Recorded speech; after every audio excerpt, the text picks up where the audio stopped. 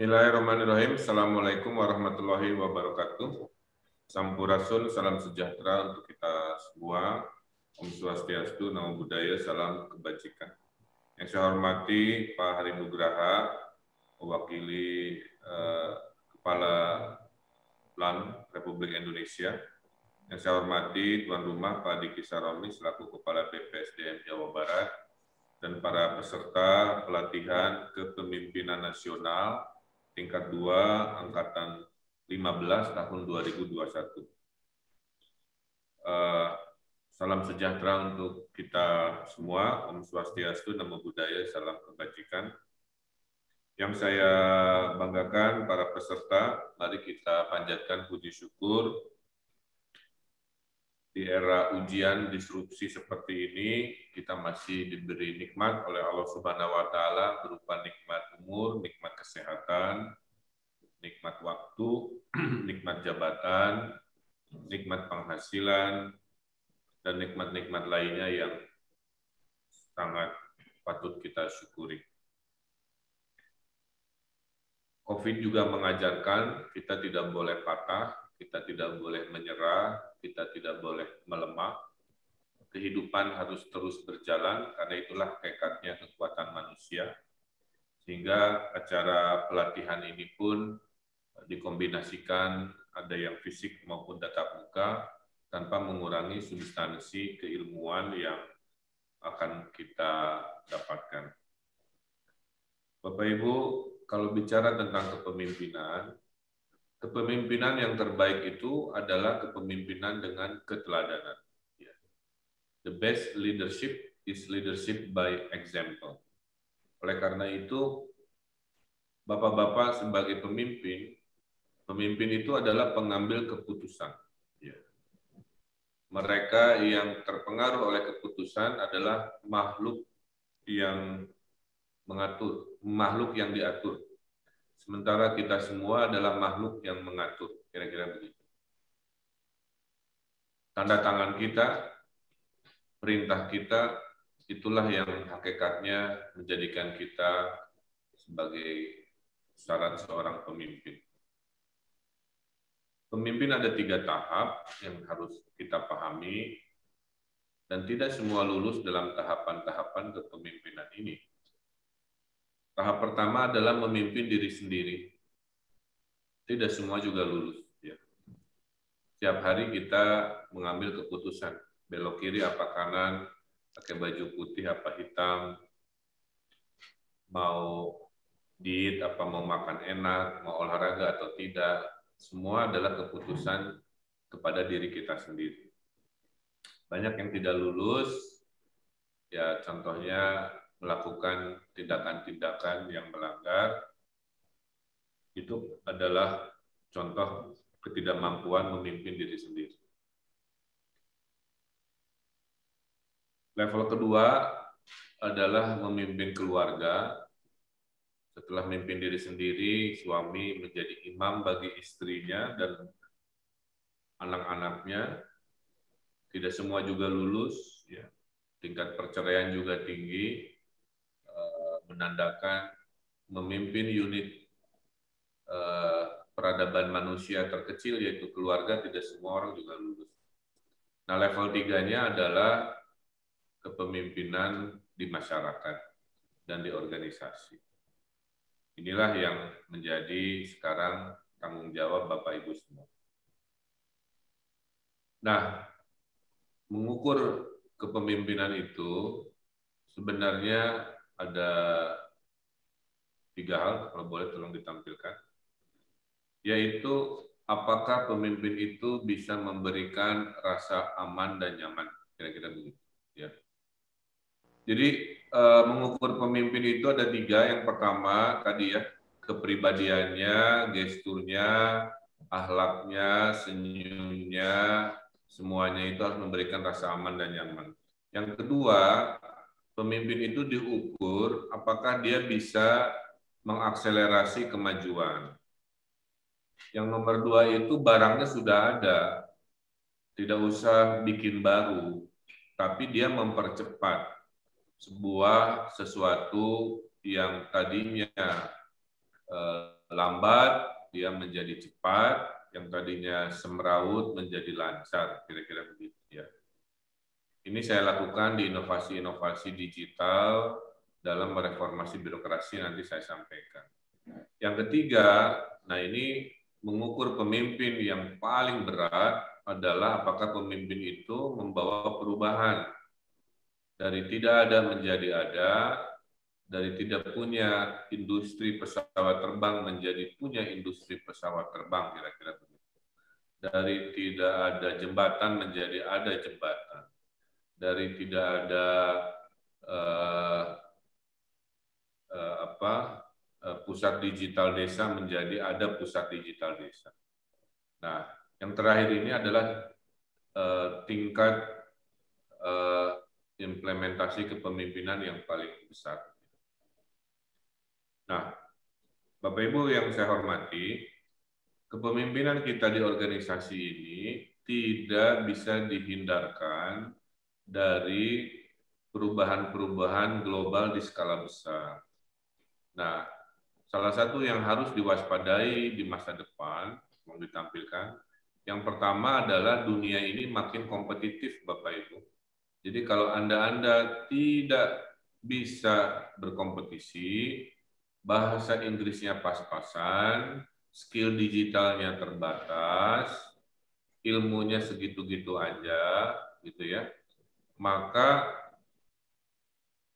kita akan kalah dengan bangsa lain yang dia bergerak lebih tinggi, bergerak lebih cepat, ya, dan dia bergerak lebih jauh melalui keilmuan dan pembelajarannya. Mengukur sebuah negara maju kurang lebih juga ada 3 ukuran. Ukuran pertama adalah sumber daya manusianya, kualitasnya. Ukuran kedua adalah ekonomi infrastrukturnya. Ukuran ketiga adalah reformasi birokrasi. Semua negara maju pasti ukurannya kurang lebih ada di 3 itu. Ya. Dia SDM-nya pintar-pintar, infrastruktur dan ekonominya selalu maju, dan birokrasinya itu biasanya lebih cepat, lebih singset, dan lain sebagainya. Nah,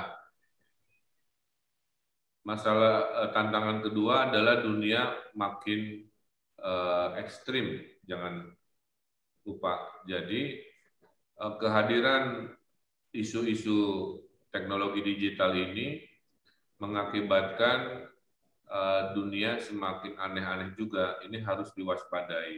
Ya. Lahir yang namanya viral. Jadi hati-hati Bapak Ibu dalam pelayanan, dalam ucapan, itu bisa direkam oleh masyarakat yang tidak puas dengan pelayanan pemerintahan misalkan. Ya. Di sisi lain juga dunia digital ini memberikan perilaku-perilaku baru yang kadang-kadang asosial. Ya. Di Jawa Barat, Bapak Ibu, lahir penyakit baru, yaitu penyakit kecanduan gadget, kira-kira begitu. Sampai kami di Rumah Sakit Jiwa di Lembang, itu harus menerima pasien anak-anak remaja yang kecanduan gadget. Ya. Kalau dulu menolong dulu, baru difoto, sekarang kalau ada kecelakaan, difoto dulu, direkam dulu, baru ditolong. Ada dulu orang bunuh diri live on Facebook, dan lain sebagainya. Fenomena ketiga yang harus diwaspadai di masa depan adalah dunia ini semakin berbahaya. Ya. Definisi bahaya itu bisa bahaya yang disebabkan oleh perang antar manusia, seperti Palestina Israel yang tidak berkesudahan, seperti Myanmar yang ada Rohingya-nya juga, seperti di Cina yang ada Uigurnya juga, dan mungkin juga kalau kita tidak waspada, Indonesia juga akan mengalami perpecahan yang semakin bahaya. Dan sekarang ditambahi bahaya baru adalah perang melawan makhluk yang tidak terlihat, yang hadir memporak-porandakan seluruh dimensi sosial, ekonomi, politik yang namanya COVID-19. inilah wajah keseharian kita yang harus dihadapi oleh para ASN. Jadi kalau ASN-nya pola pikirnya jadul, tidak paham dunia makin kompetitif, tidak paham dunia makin ekstrim dan makin bahaya, para ASN ini sebenarnya adalah kelompok yang tidak relevan lagi kira-kira. Nah, di sisi lain, kita lihat dunia juga makin terkoneksi. Yang kita sebut dengan revolusi digital. Sekarang saya memberikan pidato lewat digital. Kemarin anak saya membeli barang juga digital. Kemudian istri saya mengupload, mengajak iuran donasi untuk Palestina juga digital. Kemarin ada berita orang ditipu juga digital. Sehingga dunia digital ini memberikan ruang keterkoneksian yang juga harus diwaspadai sisi baik dan sisi buruknya. Sisi buruk digital itu adalah berita bohong, ya, yang jumlahnya ribuan. Hadir di WA-WA, di HP-HP kita. Oleh karena itu, tingkat literasi para ASN yang calon pemimpin ini harus tinggi, harus menjadi pemimpin yang paham apa itu namanya tabayun, paham apa itu namanya check and recheck, dan sebagainya. Mengantisipasi masalah besar ini, Jawa Barat sudah memiliki yang namanya Jabar Saber Hoax, ya, yaitu unit kerja yang tidak ada dalam struktur pemerintahan, tapi kami hadirkan karena kami merasa masalah ini hadir di Indonesia, di Jawa Barat. Belasan milenial yang jago komputer saya bayar untuk menjadi benteng pertahanan sisi gelap digital yang tiap hari Senin melaporkan berita-berita bohong yang perlu diketahui oleh rakyat Jawa Barat. Jadi inilah beberapa respon-respon yang sedang kita lakukan. Kemudian juga pemimpin itu harus bisa merumuskan masa lalu, masa kini, dan masa depan. Maka ingat pesan Bung Karno, ya. Jadi pemimpin itu harus jas merah. Jangan sekali-kali meninggalkan sejarah untuk jadi pelajaran. Jadi saya sarankan para peserta itu harus mencintai sejarah. Bukan menghafal kapan perang di Diponegoro, kapan perang dunia kedua. Yang dihafalkan itu adalah hikmahnya. Kenapa terjadi perang di Diponegoro? Kenapa Majapahit pernah berjaya tapi bubar? Kenapa bangsa Romawi pernah menguasai dunia dan juga bubar? Kenapa dulu ada negara namanya Yugoslavia kemudian bubar? Kenapa dulu ada Uni Soviet juga kemudian bubar?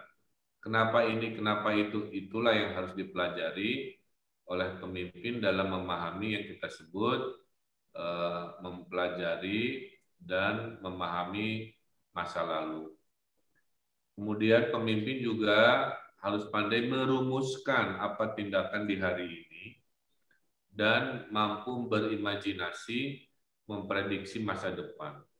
Jadi mudah-mudahan ASN yang ikut latihan kepemimpinan adalah tipe individu yang bisa memahami sejarah masa lalu dan bisa merumuskan tindakan yang relevan di hari ini dan mampu berimajinasi, punya visi, memprediksi situasi di masa depan. Nah, salah satu yang saya lakukan dalam konteks masa lalu, masa kini, dan masa depan adalah di Jawa Barat kami mereformasi birokrasi dengan 3 tahap. Tolong ditampilkan. Birokrasi masa lalu, walaupun masih ada sisanya, adalah birokrasi tahap 1 yang disebut dengan birokrasi aturan. Birokrasi aturan itu, Bapak Ibu, itu adalah rule-based governance. Ada aturan, ada inovasi. Tidak ada aturan, tidak boleh ada inovasi. ini teorinya jadul sekali, ya. Sehingga inovasi-inovasi berhenti dalam memajukan peradaban manusianya. Ambil contoh ojol. Dulu peraturannya tidak ada ojek online. Bapak Ibu dalam 2-3 tahun lalu bisa memonitor demo-demo karena peraturannya tidak siap dengan inovasinya. Ini contoh betapa seringkali inovasi penemuan-penemuan beberapa langkah di depan dibanding peraturan. Karena kita memahami si ojek online, ojol itu dengan birokrasi yang warna kuning ini. Ya. Yang kedua, tahap berikutnya adalah birokrasi yang mayoritas di hari ini, yaitu birokrasi performa, ya, reward punishment. Makanya tiap kementerian bikin penghargaan. Ada Piala Adipura, ada WTP dari BPK, ada ini, ada itu, dan lain sebagainya.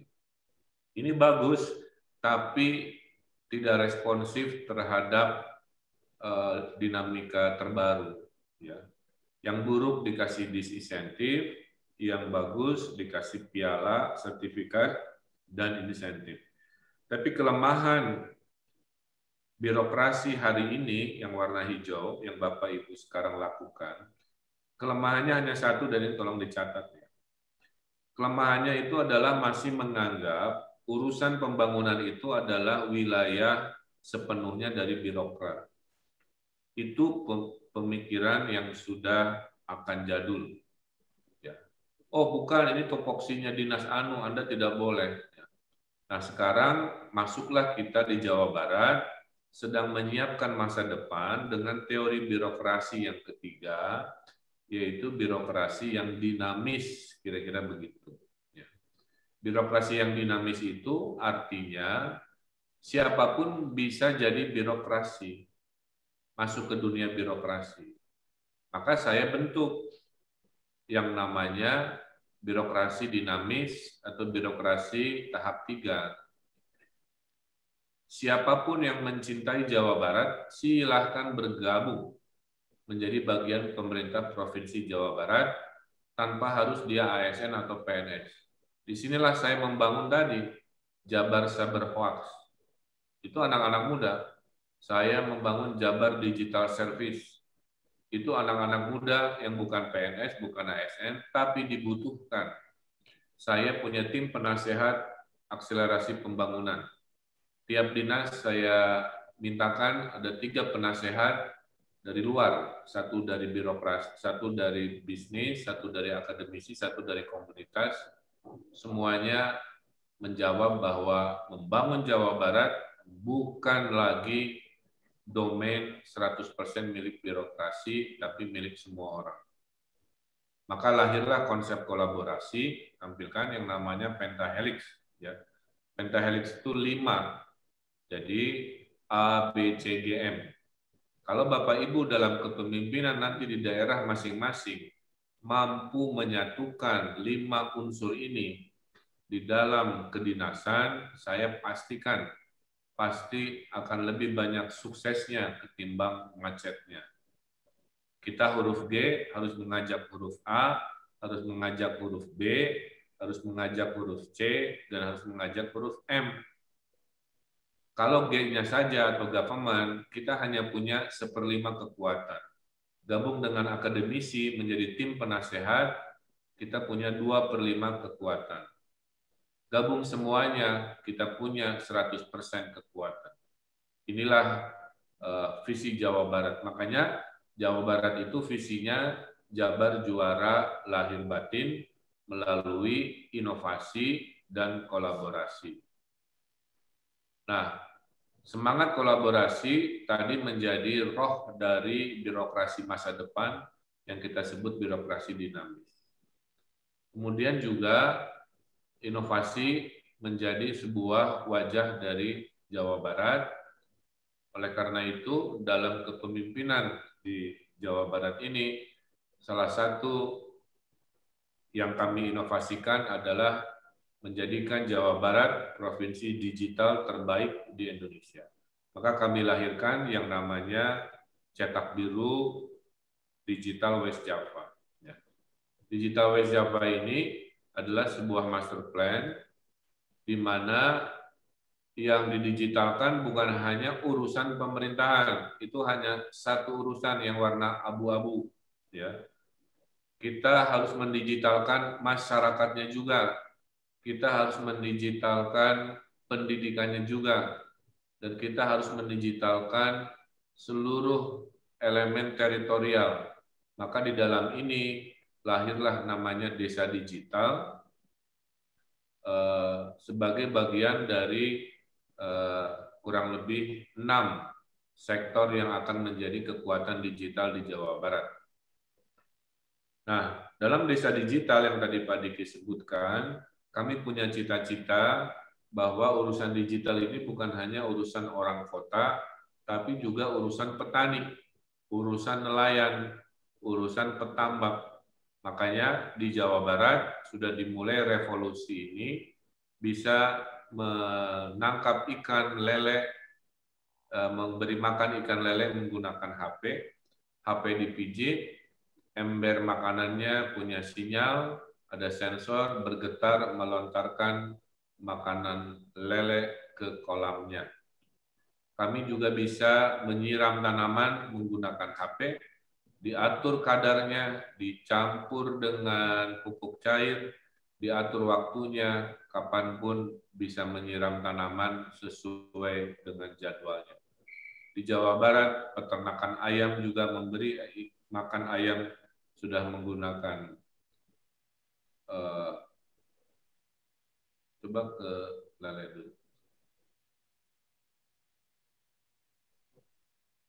Nomor 40.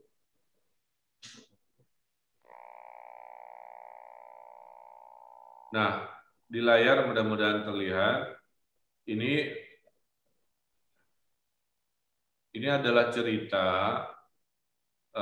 petambak yang ada di Indramayu. Ini sekarang panennya naik beberapa kali lipat karena memberi makan udah nggak pakai tangan Bapak Ibu, tapi pakai HP kira-kira. Apa pelajaran dari sini Bapak Ibu? Satu, dia mengimplementasikan sebuah gagasan. Kedua, gagasan itu harus mudah dipahami oleh masyarakat. Gagasan itu datang dari semangat leadership kepemimpinan yang tadi saya bilang, ingin membawa perubahan. Ya. Nah, keempat, kita tahu bahwa digital menjadi sebuah masa depan. Jadi urut-urutannya kira-kira begitu. Dan inilah yang akhirnya, coba berikutnya, ada tanaman, ada apa. Inilah yang membuat desa digital menjadi contoh, termasuk kita tahun ini bersama Tokopedia nomor 44 dan juga Shopee akan melengkapi semua balai desa dengan komputer untuk menjualkan produk-produk digital, produk-produk desa ke Nusantara. Tanpa ada digital di balai desa ini, produk-produk desa hanya dijual di desa itu atau di kecamatannya saja. Dengan kami hadirkan satu desa, satu pusat digital atau Talisa ini, maka produk desa itu bisa dijual ke senusantara bahkan ke dunia. Sehingga ada produk sabun yang dulu hanya 10 juta omsetnya, door to door, sekarang bisa ratusan juta. Sebuah desa di sebuah desa di Ciwidey selama COVID dia bisa mendapatkan penghasilan 3 kali lipat karena dia punya supermarket online. Seluruh produk desanya dibungkus dengan rapi, diketeng-keteng, difoto, diupload di supermarket online, kemudian dipesan oleh seluruh pemesan di kota, sehingga dia mendapatkan keuntungan 3 kali lipat. Jadi cerita ngasih makan lele dengan HP, cerita ada pesantren seperti ini punya supermarket online, cerita balai desa punya pusat digital, itulah yang Jawa Barat sekarang lakukan dengan semangat kemajuan, perubahan, Dengan revolusi digital ingin berkompetisi dengan dunia yang makin terkoneksi, inilah yang akan menjadi kemajuan di Jawa Barat. Terakhir dari saya, semua yang saya lakukan ini dasarnya adalah Pancasila, ya, bahwa kita ingin menguatkan ekonomi sila kelima yang berkeadilan. Kalau tidak pakai Pancasila, maka digital ini sibuknya hanya di perkotaan. Tapi dengan sila kelima, kita dukung penguatan kesetaraan, kemajuan di desa-desa juga. Nah, saya titip semua permasalahan di Republik ini bisa diselesaikan oleh yang namanya Pancasila. Pokoknya kalau ada apa-apa, balik laginya ke sana. Ya. Urusan bertengkar ada sila keempat. Urusan semangat agar semua maju ada sila kelima. Urusan menjaga kondusivitas, menjaga persatuan ada sila ketiga. Urusan kita tolong-menolong karena kebencanaan yang begitu banyak, kita ada sila kedua. Masyarakat sendiri kita tolong, Palestina juga kita bela. Itulah sila kedua. Ya, jangan dipilah-pilah. Kenapa nolong Palestina, rakyat sendiri masih susah? Hidup tidak begitu. Karena kita kalaupun tidak bersaudara dalam keimanan, kebangsaan, kita ini bersaudara dalam kemanusiaan. Itu esensi sila kedua.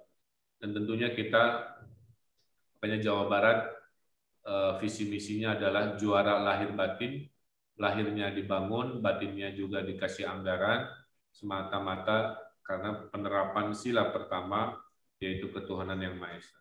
Jadi Bapak Ibu, kesimpulan pertama saya, perkuat fondasi dasar seorang pemimpin, kuasai Pancasila sebagai rumus solusi dari semua permasalahan, naiklah kelas pemimpin Anda dari memimpin diri sendiri lulus, memimpin keluarga lulus, sekarang memimpin organisasi dan masyarakat. Ingat, dunia ini makin kompetitif, makin bahaya, makin ekstrim, makin terkoneksi.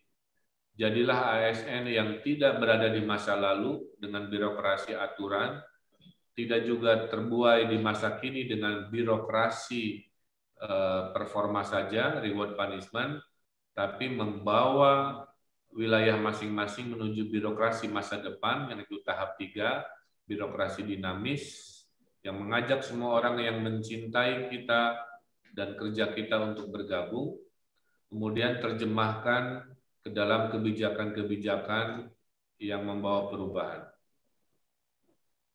Pujian, penghargaan itu bukan tujuan, tapi kalau ada penghargaan, itu menandakan mereka-mereka yang dari luar melihat ada perubahan. Tolong tampilkan penghargaan desa digital.